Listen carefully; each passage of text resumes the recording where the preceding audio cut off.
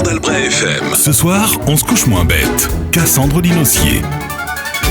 Bonjour à tous, ce soir on se couche moins bête avec une chronique sur le monstre du Loch Ness. Affectueusement surnommé Nessie, il est probablement le seul mythe mondial qui survit à coups de photos floues, de touristes encahoués et d'une obstination écossaise admirable. Officiellement, il habiterait les eaux sombres du Loch Ness depuis le VIe siècle. Oui, le 6e. Un moine, Saint Colomba, jure alors avoir vu une bête aquatique attaquer un homme. Mais bon, à l'époque, on croyait aussi que la terre s'arrêtait au bout d'un précipice, on voyait des démons dans les forêts et Dieu dans chaque buisson, alors disons que le protocole scientifique était souple. Mais le vrai âge d'or de Nessie, c'est le XXe siècle. En 1933, Marmaduke Wetherell est missionné par le journal Daily Mail pour trouver des preuves du monstre du Loch Ness.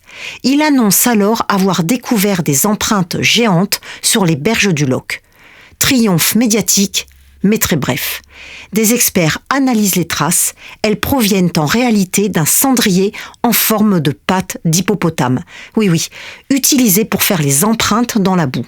Verdict public supercherie, le Daily Mail le ridiculise, sa réputation s'effondre. Humilié, il prépare sa revanche, la fameuse photo de 1934. Cette fois, le faux est plus élégant et surtout, il fonctionne. Depuis, son existence a été passée au crible. Sonar, plongée, analyse ADN de l'eau du lac. Résultat, rien du tout. Ah si, beaucoup d'anguilles. Fin du suspense, rideau.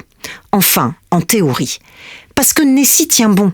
Et oui, un mythe qui fait vivre des hôtels, des boutiques de souvenirs et des circuits touristiques mérite le respect. Nessie n'est pas un monstre, c'est une stratégie économique. Une silhouette floue devenue mascotte nationale. En somme, le seul animal protégé parce qu'il n'existe pas. Voilà, alors ce soir, on ne se couche pas ensemble, mais on se couche moins bête. Ce soir, on se couche moins bête. La chronique impertinente et instructive de Cassandre Linossier. À retrouver en podcast sur portdelbretfm.fr.